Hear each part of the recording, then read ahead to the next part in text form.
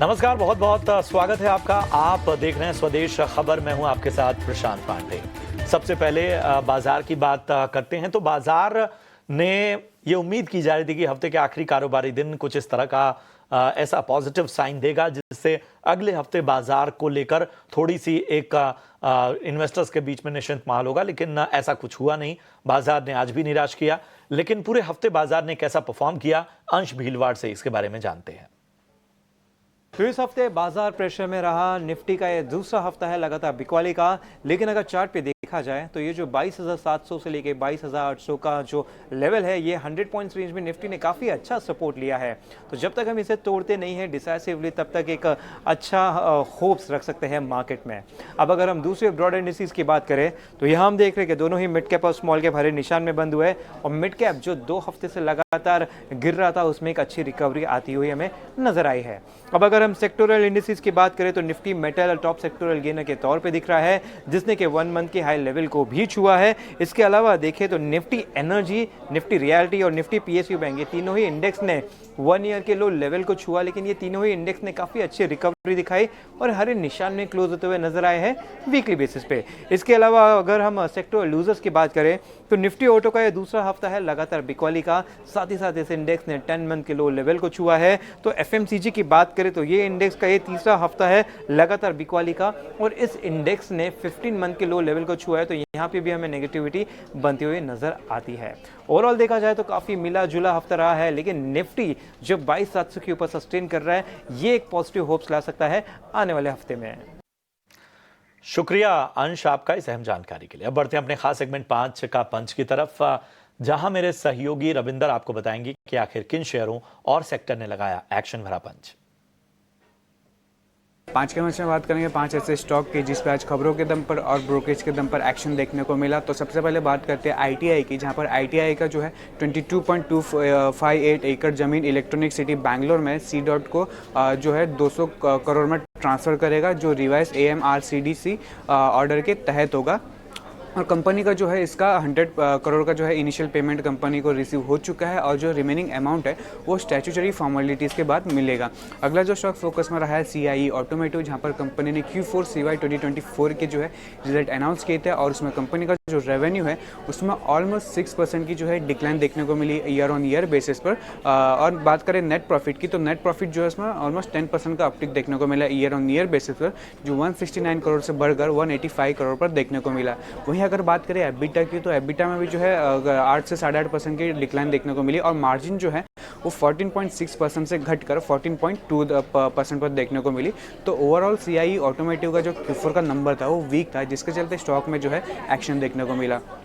अब बात करते हैं अगला स्टॉक की, जो ब्रोकरेज के दम पर आज एक्शन पे था, तो JSW एनर्जी, जहां पर मॉर्गन स्टैनली ने जो है JSW एनर्जी पर इनिशिएट किया है ओवरवेट रेटिंग, और टारगेट प्राइस जो है 545 का रखा है, जहाँ पे उन्होंने कहा है कि जो कंपनी का स्ट्रॉन्ग मार्केट शेयर है उसमें ग्रोथ देखने को मिल रही है। उन्होंने रिसेंट बीट किया था रीजनेबल प्राइस में, और एबिटा जो है वो 24% CAGR से ग्रो हो सकता है ओवर FY 24 से 28 के बीच में। और अगर बात करें रिन्यूएबल एनर्जी के सेगमेंट की, तो रिन्यूएबल एनर्जी का जो एबिटा है वो 52% CAGR से ग्रो हो सकता है, और कंपनी जो है one of the fastest growing utility companies है। अगला जो स्टॉक फोकस में रहा है KI इंडस्ट्री, जहां पर मॉर्गन स्टैनली ने जो है इनिशिएट किया है बाय ओवरवेट रेटिंग, और टारगेट प्राइस जो है 4391 का रखा है, जहां पे उन्होंने कहा है कि जो वायर्स एंड केबल फ्रेंचाइजी है कंपनी का वो काफ़ी स्ट्रॉन्ग है, और जो कंपनी का बिजनेस मॉडल है उसमें कंटिन्यूस इंप्रूवमेंट दिख रही है। और कंपनी के पास जो है मल्टीपल ग्रोथ ड्राइवर्स है, उसमें से सबसे इंपॉर्टेंट है जो एनर्जी थीम का फ्यूचर, और ग्लोबल मैन्युफैक्चरिंग ट्रेंड्स में शिफ्टिंग के चलते कंपनी के अर्निंग में भी बूस्ट देखने को मिल सकता है। और मॉर्गन स्टैनली जो है एक्सपेक्ट कर रहा है रेवेन्यू CAGR 20% और एबिटा CAGR 26% और पैट CAGR 23% के लिए ओवर FY 25 to 28, जो कि ड्रिवन होगा कैपेसिटी क्रिएशन। आखिर में बात करेंगे हिंडाल्को की, जहां पर बोफा ने जो है मेंटेन रखा है buy rating, and target price जो है 725 का रखा है, जहां पे उन्होंने कहा है कि हिंडाल्को की जो डाउनस्ट्रीम पीएस है कॉन्स्ट्रेलियम और कैसर, उन्होंने जो है हाल ही में Q4 CY 2024 के जो है नतीजे अनाउंस किए हैं, और उनके अनुसार जो है एल्यूमिनियम FRP का जो सेगमेंट है शिपमेंट है उसमें नियर टर्म डिमांड में जो है मिक्स रह सकता है, लेकिन जो लॉन्ग टर्म है उसमें पॉजिटिविटी देखने को मिल सकती है। और US टैरिफ जो है वो पोटेंशियली पॉजिटिव हो सकता है स्क्रैप स्प्रेड और ओवरऑल मार्जिन्स के लिए। शुक्रिया करेंगे रविंदर आपका इस अहम जानकारी के लिए। और अगले हफ्ते किन इवेंट्स पर आपको नजर रखनी होगी, रक्षा रावत मेरी सहयोगी जुड़ चुकी हैं। जी रक्षा, बताएं। जी तो देख लेते हैं कि अगले हफ्ते के इंपॉर्टेंट क्यूज क्या होने वाले हैं, यानी अगले हफ्ते कौन से ऐसे इंपॉर्टेंट इवेंट्स हैं जिसमें आपको अपनी नज़र बनाकर रखनी चाहिए। सबसे पहले बात करेंगे मंडे यानी 24 फरवरी की, तो यहाँ पर यूरोप का CPI डेटा आने वाला है। भारतीय बाजारों की बात करें तो यहाँ पर कॉर्पोरेट एक्शन के तौर पर देखें तो SBI कार्ड है जिसमें डिविडेंड के लिए शेयर खरीदारी का आखिरी दिन रहने वाला है। 25 फरवरी की बात कर लेते हैं तो यहाँ पर अमेरिका का कंज्यूमर कॉन्फिडेंस का डेटा आने वाला है। इसी के साथ साथ भारतीय बाजारों में स्पाइस जेट जो है वो अपने क्वार्टरली रिजल्ट्स डिक्लेयर करने वाली है। 26 फरवरी की बात करें तो मार्केट क्लोज होने वाला है महाशिवरात्रि के पर्व पर। 27 फरवरी की बात करें तो यहाँ पर US में GDP और बेरोजगारी के आंकड़े आने वाले हैं। यूरोप में बात करें तो यहाँ पर कंज्यूमर कॉन्फिडेंस के आंकड़े आने वाले हैं। भारतीय बाजारों की बात करें तो यहाँ पर निफ्टी की वीकली एक्सपायरी होने वाली है और इसी के साथ साथ PFC जो है वो उसमें शेयर खरीदारी का आखिरी दिन होने वाला है डिविडेंड के लिए। 28 फरवरी यानी हफ्ते के आखिरी कारोबारी दिन की बात करें तो यहाँ पर GDP डेटा आने वाला है इंडिया का। तो ये थे कुछ इंपॉर्टेंट इवेंट्स जिसमें आपको अगले हफ्ते अपनी नजर बनाकर रखनी चाहिए। शुक्रिया करेंगे रक्षा आपका इस अहम जानकारी के लिए। NSDL का 3000 करोड़ का IPO अप्रैल में आ सकता है। खबर पर और ज्यादा जानकारी दे रही हैं अंजलि पलोड। जी हाँ, सूत्रों के हवाले से खबर ये है कि NSDL अर्ली अप्रैल में अपने शेयर्स लिस्ट करेगा, यानी कि अपने IPO को डेब्यू करेगा। कंपनी अभी इस प्रोसेस को जल्द से जल्द पूरा करने की कोशिश में है। पिछले सितंबर में उन्हें सेबी से IPO के लिए अप्रूवल मिला था, यानी कि इस सितंबर तक उन्हें इस IPO को पूरा करना होगा। लेकिन इसके साथ एक एडिशनल रिक्वायरमेंट NSDL के लिए है, क्योंकि वो एक मार्केट इंफ्रास्ट्रक्चर इंस्टीट्यूशन है जिनमें सिंगल एंटिटी की ओनरशिप जो है वो 15% पर कैप की गई है सेबी के द्वारा। और इसके लिए NSE जिसका NSDL में 24% स्टेक है, उन्होंने सेबी से इस चीज के लिए एक्सटेंशन मांगा था अपनी ओनरशिप कैप के लिए। तो अब अप्रैल में सेबी के जो एडिशनल रिक्वायरमेंट्स एक MII के लिस्टिंग के लिए होते हैं वो पूरे होने वाले हैं। इसलिए कंपनी चाहती है कि अप्रैल के पहले वो अपने शेयर्स को लिस्ट कर दे। अब अगर हम IPO की डिटेल्स की बात करें तो पूरा IPO जो होगा वो ऑफर फॉर सेल होगा, जिसमें 6 शेयर होल्डर्स अपने शेयर्स अपने स्टेक को डाइल्यूट करेंगे, जिसमें कि है NSE, IDBI, HDFC बैंक इन स्टेक होल्डर्स में से है। इसके अलावा NSDL का जो IPO है वो एक डाइवर्सिफाइड शेयर होल्डर बेस और कंप्लायंस के पॉइंट ऑफ व्यू से काफी जरूरी होगा। शुक्रिया करेंगे इस अहम जानकारी के लिए अंजलि आपका। बढ़ते हैं आगे। क्रॉम्पटन ग्रीव्स कंज्यूमर इलेक्ट्रिकल्स का प्रीमियम फैन सेगमेंट और किचन सेगमेंट पर फोकस बढ़ने वाला है। हमसे खास बातचीत में कंपनी के MD और CEO प्रोमीत घोष ने कहा कि नए सेगमेंट में भी वो मौके तलाश रहे हैं। हमारे साथ एक बहुत खास बातचीत में जुड़े हैं मिस्टर प्रोमीत घोष, जो कि MD और CEO हैं Crompton Greaves consumer electricals limited के। बहुत बहुत स्वागत है सर आपका ET नाउ स्वदेश में, और बहुत बहुत बधाई देते हैं आपको, आपने प्रेजेंटेशन दी, ऐसा पूरा कंज्यूमर ड्यूरेबल्स का पोर्ट्रे हमको समझाया। आपसे पहला सवाल मेरा ये होगा कि क्रॉम्पटन एक लेगेसी ब्रांड है, हम ये जानना चाहते हैं कि kitchen segment, kitchen appliances segment में आपका बहुत उम्दा देखा गया है, ग्रोथ देखी गई है, उसमें और आपका फोकस एरिया क्या रहेगा, कैसी ग्रोथ है 2025 में, आपकी क्या क्या उम्मीद है कि और बढ़ेगा कि स्टेबल रहेगा, हम आपसे जानना चाहते हैं। आप शुक्रिया। आपने जैसे कहा किचन अप्लायंसेस में हमने कदम बढ़ाया है और काफ़ी हद तक सफल भी हुए हैं। तो आगे जाकर के इस सेगमेंट में हमें लगता है कि हम और ग्रो करते रहेंगे। इस सेगमेंट में हमारी जो ग्रोथ आई है वो क्रॉम्पटन में सबसे बेहतर है और आप अगर इंडस्ट्री में भी देखें तो काफ़ी अच्छा है दूसरों के तुलना में। तो इस सेगमेंट में हम लोग आगे जाकर के भी नए प्रोडक्ट्स भी लाएंगे, जो फ़िलहाल प्रोडक्ट्स हैं उन पे भी नए वर्जन्स लाएंगे। तो हमें ये लगता है कि क्रॉम्पटन का जो ब्रांड है, जो क्रॉम्पटन की डिस्ट्रीब्यूशन है, उनको उनसे काफ़ी फ़ायदा हो रहा है हमें, और इंशाल्लाह इस बिज़नेस में हम बेहतर करेंगे आगे जा कर के। बिल्कुल मिस्टर घोष, आपने इस बारे में भी बात करी कि जो मेन कोर आपका फोकस होगा वो रिन्यूएबल एनर्जी के साथ भी होगा। सोलर पैनल्स आगे का फ्यूचर है, इंडिया का, पूरी इंडस्ट्री का भी फ्यूचर है। हमें ये जानना है कि आपका फोकस इस पे और बढ़ता रहेगा, और साथ ही साथ एक और पॉइंट, मार्केटिंग और ब्रांडिंग में आपकी काफी ज्यादा इन्वेस्टमेंट्स, आप उसके बारे में भी फोकस करें, तो ये दो चीजों पे आप थोड़ी लाइट डालिए। बिल्कुल बिल्कुल, देखिए आज के दिन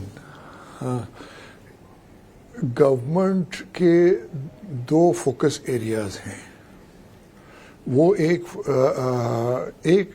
फोकस है गवर्नमेंट का सस्टेनेबिलिटी, हाँ, एनर्जी एफिशिएंसी, और दूसरा गवर्नमेंट का फोकस है आत्मनिर्भरता। इन दोनों चीज में हम गवर्नमेंट का बराबर के साथ देना चाहते हैं, दोनों में, हाँ। तो एनर्जी एफिशिएंसी और सस्टेनेबिलिटी में बहुत फोकस है हमारा। आज ही के दिन हमने जो नए प्लेटफॉर्म्स की घोषणा की है, उनमें फंडामेंटल ये है कि आज के दिन जो मोटर्स अवेलेबल हैं, BLDC हो या इंडक्शन मोटर हो, हम इनमें अगला पायदान ले जाना चाहते हैं इनको, ताकि वो एनर्जी एफिशिएंट भी हो, ड्यूरेबल भी हो, रिलायबल भी हो, रिपेयरेबल भी हो, ताकि कम एनर्जी की खपत भी हो जब उनको चलाया जाए, और वो कई साल चलें, ताकि बारी में हमें नए नए प्रोडक्ट तैयार ना करना पड़े, हाँ। और दूसरा हमारी ये कोशिश है कि इंडिया के अंदर, हाँ, जो सप्लाई चेन ऑलरेडी अवेलेबल है उसका पूरा फायदा उठाया जाए, हाँ। हमारे मत में ये एक बहुत बड़ा फायदा है, और कई प्रोडक्ट्स में ये हमारे को फायदा नहीं मिलता है, हाँ। फैंस हम शायद दुनिया में सर्वश्रेष्ठ हैं इतने फैंस बनाने में, और क्रॉम्पटन उसमें से सबसे आगे है। तो हमारा ये रिस्पॉन्सिबिलिटी है कि हम ऐसे प्रोडक्ट्स बनाएं जो मेड इन इंडिया को लेवरेज कर सके पूरी तरह से, हाँ। जो ऑलरेडी है उसको लें और उसको एक अगले पायदान में ले जाएं। तो यही हमारा फोकस है, और इसी से ये भी निकलता है कि गवर्नमेंट ने काफ़ी कोशिश की है कि सोलर पंप्स एग्रीकल्चरल सेक्टर में फार्मर्स को दिया जाए, तो उसमें भी हम काफ़ी भागीदारी कर रहे हैं। हमने एकदम ये जो बिजनेस सेगमेंट है ये बहुत ग्रो कर रहा है हमारे लिए, और आगे भी हमारी अपेक्षा है कि ये काफ़ी ग्रो करेगा। आपने आखिर ये भी कहा कि मार्केटिंग और मार्केटिंग में इन्वेस्टमेंट, देखिए क्रॉम्पटन आपको पता है 85 साल से ब्रांड है, और इसने एक कंज्यूमर के दिल में एक स्पेशल जगह है क्रॉम्पटन के लिए, मगर इसमें फिर भी इन्वेस्ट करना पड़ेगा हमें, हाँ। तो हमने जो मार्केटिंग स्पेंड्स है वो लगातार हम उसको बढ़ाते जा रहे हैं। आपको पता होगा कि पिछले क्वार्टर में हमने उसके एक साल के पहले की तुलना में 50% ज़्यादा इन्वेस्ट किया था। सारे साल में हमने पिछले साल के तुलना में 50% ज़्यादा इन्वेस्ट किया है, और ये हम लोग करते जाएंगे, हाँ। क्योंकि जितना हम इन्वेस्ट करेंगे इसमें लॉन्ग टर्म में हमें इसी का फ़ायदा मिलेगा। तो इनोवेशन और मार्केटिंग इन दोनों चीज़ों में कोई चूक नहीं होगी हमारे तरफ से। चलिए बढ़ते आगे। निवेश में आम लोगों की भागीदारी बढ़ाने के लिए म्यूचुअल फंड इंडस्ट्री ने 3 अहम कदम उठाए हैं। क्या हैं ये कदम, इस पर हमारे सहयोगी अनुराग शाह ने एमफी के चेयरमैन और एचडीएफसी एएमसी के एमडी और सीईओ नवनीत मुनोद से खास बातचीत की। हमारे साथ खास बातचीत के लिए मौजूद है एमफी के चेयरमैन और एचडीएफसी एएमसी के MD and CEO Navneet Munot ji. सब 3 बड़े ऐलान जो किए हैं एमफी के द्वारा आज सेबी चेयरमैन ने जिन्हें लॉन्च किया, जिसमें छोटी एसआईपी है, तरुण प्रोग्राम है और मित्रा प्लेटफॉर्म है, तो ये किस तरह से गेम चेंजर होंगे और अभी जो 5 करोड़ का जो यूनिक इन्वेस्टर्स का प्लेटफॉर्म है उसे आप कितना तक ले जाना चाहते हैं और आपको लगता है उतना स्कोप है? एमफी में हम सभी लोगों की यही कोशिश है सेबी के निर्देशन में कि हम ज़्यादा से ज़्यादा लोगों तक म्यूचुअल फंड का प्रोडक्ट पहुंचा सकें। म्यूचुअल फंड सही है ये सबने जान लिया, लेकिन म्यूचुअल फंड को किस तरह से सही बनाना है हर परिवार के लिए, और उसमें छोटी रकम से भी पैसा लगाया जा सकता है और भारत की प्रगति में हिस्सेदारी बनाई जा सकती है। तो हमने कोशिश करी है कि हर फंड हाउस एक स्पेसिफाइड फंड्स में अपनी एसआईपी का टिकट साइज़ 250 रुपये कर दे।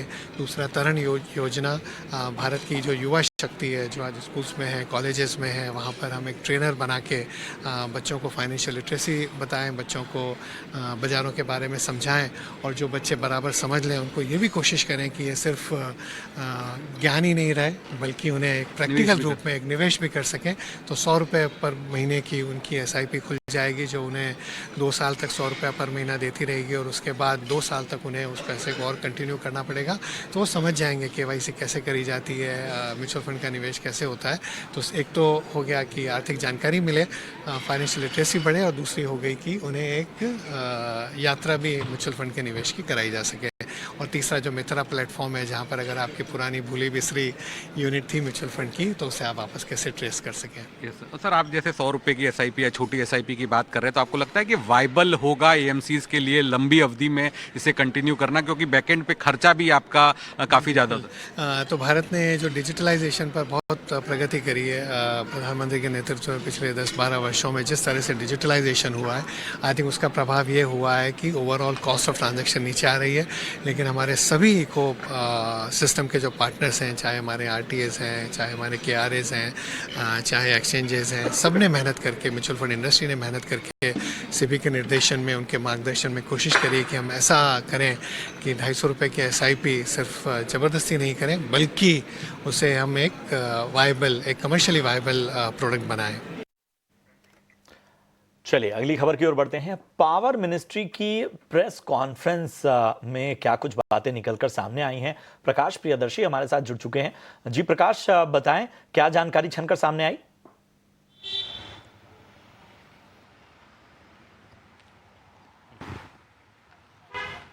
देखिए 2-3 इम्पॉर्टेंट मसले हैं जिस पर ध्यान देने की ज़रूरत है पावर सेक्टर के पॉइंट ऑफ व्यू से। अगर आप देखें, सबसे इम्पॉर्टेंट ये है कि जो अपकमिंग समर सीज़न है उसमें पावर की डिमांड क्या रह सकती है और उसको मीट करने के लिए सरकार की क्या तैयारियां हैं। उसमें जो अनुमान है उसके हिसाब से 270 गीगावाट का जो पीक आवर डिमांड है वो देखने को मिल सकता है समर सीज़न के दौरान, और उसके लिए सरकार बिल्कुल तैयार है। जैसा कि पावर मिनिस्टर ने इस बात की जानकारी दी, गैस बेस्ड पावर प्लांट जो हैं उनको तैयार रहने को कहा गया है। साथ ही साथ जो सेक्शन 11 है इलेक्ट्रिसिटी एक्ट का, वो इन्वोक किया जाएगा ताकि जो imported coal based power plants हैं वो 100% कैपेसिटी के साथ रन कर सकें ताकि जो पावर की डिमांड है उसको मीट की जाए। इसके अलावा जो जहाँ तक इन्वेस्टमेंट का सवाल है पावर सेक्टर में, खासकर रिन्यूएबल एनर्जी की बात करें, उसको लेकर काफ़ी कॉम्प्रिहेंसिव तैयारी है सरकार की। अगले साल तक करीब 42 गीगावाट की जो एडिशनल कैपेसिटी है रिन्यूएबल एनर्जी की वो ऐड की जाएगी। ये काफ़ी इंपॉर्टेंट एस्पेक्ट है। इसका मतलब ये है कि आरई सेक्टर में इन्वेस्टमेंट जो है वो काफ़ी बढ़ने वाला है। इसके अलावा थर्मल पावर प्रोजेक्ट्स की जहाँ तक बात करें, जिसमें सरकार ने इस बात की घोषणा की थी कि आरई रिन्यूएबल एनर्जी जनरेशन में तेज़ी आने के बावजूद भी जो थर्मल पावर प्लांट्स हैं वो सरकार new thermal power plants install करेगी। रीज़न उसका यही है कि जो ओवरऑल डिमांड एनर्जी की उसमें लगातार बढ़ोतरी हो रही है 80,000 मेगावाट की कैपेसिटी ऐड करना था। करीब करीब 40,000 मेगावाट की कैपेसिटी जो है वो अंडर कंस्ट्रक्शन है और सरकार 20,000 मेगावाट की कैपेसिटी के लिए टेंडर इनवाइट करने वाली है। तो ये काफ़ी इंपॉर्टेंट डेवलपमेंट है। इसके अलावा जो तीसरा इंपॉर्टेंट पहलू है वो है डिस्कॉम्स की फाइनेंशियल वायबिलिटी को ध्यान में रखते हुए। अच्छी बात यह है कि जो AT&C लॉसेस हैं वो एवरेज करीब 16% के आसपास पहुंच गई हैं, 23% से घटकर, और सरकार ने 2030 तक इसको घटाकर 10% रखने का टारगेट रखा है। तो जाहिर तौर पे फाइनेंशियल वायबिलिटी डिस्कॉम्स की बढ़ेगी, लेकिन इन्वेस्टमेंट हो, नई टेक्नोलॉजी आए और जो स्टेट गवर्नमेंट्स है उसकी निर्भरता, डिस्कॉम्स की निर्भरता स्टेट गवर्नमेंट के ऊपर कम हो, इस बात को ध्यान में रखते हुए ये रणनीति तैयार की जा रही है कि जो डिस्कॉम्स हैं उसको पावर जो स्टॉक एक्सचेंजेस है उस पर लिस्ट कराया जाएगा और उसकी तैयारी शुरू कर दी गई है। जो फाइनेंशियल एडवाइजर्स है उसकी अपॉइंटमेंट चल रही है और अगले 1 साल के अंत तक, मतलब 1 साल के दौरान सरकार की कोशिश ये है कि कुछ डिस्कॉम्स जो हैं उसको पावर एक्सचेंजेस पर लिस्ट करा दी जाए। तो ये इंपॉर्टेंट डेवलपमेंट है। आखिर में पावर परचेज एग्रीमेंट की जहां तक बात है, इस बात की जानकारियां निकलकर सामने आ रही थी कि पावर जनरेटिंग कंपनीज कह रही थी कि जो कई स्टेट गवर्नमेंट्स हैं जो कि पावर परचेज एग्रीमेंट्स नहीं कर रही हैं, इससे जो कैपेसिटी है इस वक्त पावर जनरेशन की वो आइडल हो सकती है, उसकी वायबिलिटी पर सवाल उठ सकते हैं। इस पर सरकार ने साफ तौर पर यह कहा है कि वो तमाम स्टेट से इस मसले पर जानकारियां ले रहे हैं और स्टेट से ये कहा गया है कि वो एडुकेशन मेंटेन करें, यानी कि पावर परचेज एग्रीमेंट करें जो पावर जनरेशन कंपनीज हैं, ताकि कंज्यूमर्स को पर्याप्त बिजली की सप्लाई की जा सके। जी करेंगे प्रकाश आपका इस अहम जानकारी के लिए। बढ़ते हैं अगली खास खबर की ओर। इरडा ने प्रीमियम भुगतान के लिए नया सिस्टम बीमा एसबा लॉन्च किया है। इससे ग्राहकों को कितनी आसानी होगी, अनुराग शाह इसके बारे में पूरी डिटेल दे रहे हैं। जी अनुराग। कैपिटल मार्केट के अंदर IPO में जो भुगतान किया जाता है एसबा मैकेनिज्म के तहत, वही सुविधा जो है पेमेंट प्रणाली जो है अब इंश्योरेंस के अंदर भी लागू हो रही है।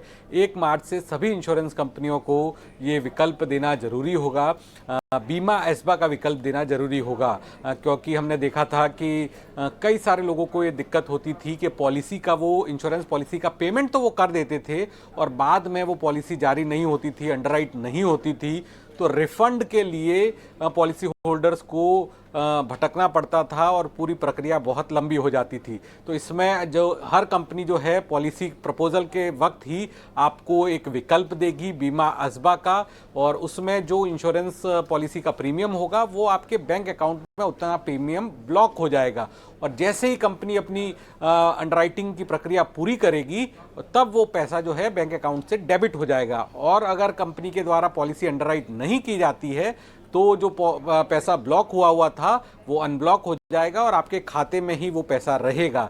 जिस दिन पैसा ब्लॉक किया जाता है उसके 14 दिन के अंदर जो पैसा है वो अनब्लॉक ऑटोमेटिक ही हो जाएगा, यानी कंपनी को 14 दिन के अंदर पॉलिसी से जुड़ा हुआ निर्णय भी लेना होगा।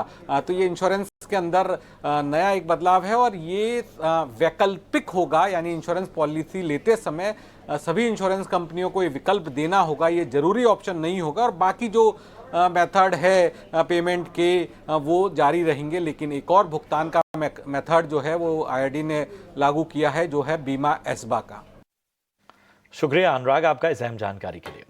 चैंपियंस ट्रॉफी 2025 में टीम इंडिया का पहला मैच जो है वो जीत चुकी है और अब अगली टक्कर पाकिस्तान से रविवार को होगी। दुबई में होने वाले इस हाई वोल्टेज मुकाबले पर सबकी नजरें हैं। भारत ने अपने पहले मुकाबले में बांग्लादेश को करारी शिकस्त देते हुए टूर्नामेंट का शानदार आगाज किया है। वहीं पहले मैच में अपने होम ग्राउंड पर न्यूजीलैंड के खिलाफ हार का सामना करने वाली पाकिस्तानी टीम पर एक और हार के साथ बाहर होने का दबाव होगा। इस हाई वोल्टेज मुकाबले के समीकरणों को विस्तार से समझा रही हैं करिश्मा सिंह। भारत बनाम पाकिस्तान 23 फरवरी को बहुत बड़ा मुकाबला होने वाला है चैंपियंस ट्रॉफी 2025 का। सब चाहते हैं ये मैच देखना। अगर पाकिस्तान टीम की बात करें तो उनका पहला मैच न्यूजीलैंड के खिलाफ वो हार गए थे, उनके लिए ये डू और डाई मैच है। भारतीय टीम की जहां तक बात है तो ये बहुत बड़ा मैच होने वाला है भारतीय टीम के लिए। उन्होंने बांग्लादेश को 6 विकेटों से हरा दिया है और अब अगर वो पाकिस्तान को भी हरा देते हैं तो कहीं ना कहीं जो एक सेमीफाइनल की सीट है वो भारत की ऑलमोस्ट कंफर्म हो जाएगी। तो बहुत ज्यादा बड़ा मैच है, लेकिन प्रेशर जो है वो पाकिस्तान पर ज्यादा होगा, क्योंकि जैसा मैंने कहा वो न्यूजीलैंड से हार चुके हैं और काफी बुरी तरह हारे थे। तो कहीं ना कहीं उनके लिए ये डू और डाई गेम है, उनको बहुत ज्यादा जीतने की जरूरत है, क्योंकि अगर वो हार जाते हैं तो वो चैंपियंस ट्रॉफी से बाहर ही हो जाएंगे और उनको दूसरी टीम्स पे बहुत ज्यादा डिपेंडेंट रहना पड़ेगा अपने सर्वाइवल के लिए। और बात की जाए तो 2017 में जब चैंपियंस ट्रॉफी हुई थी तो भारत हारा था पाकिस्तान से। तो कहीं ना कहीं फैंस का कहना है कि उसका जो बदला है वो भी भारतीय टीम को लेना है। तो बहुत जोर शोर से 23 फरवरी का इंतजार किया जा रहा है, जैसे कि हर इंडिया वर्सेस पाकिस्तान मैच के लिए किया जाता है। और इंडियन टीम की शुरुआत चैंपियंस ट्रॉफी में बहुत अच्छी हुई है और इंडियन टीम यही चाहेगी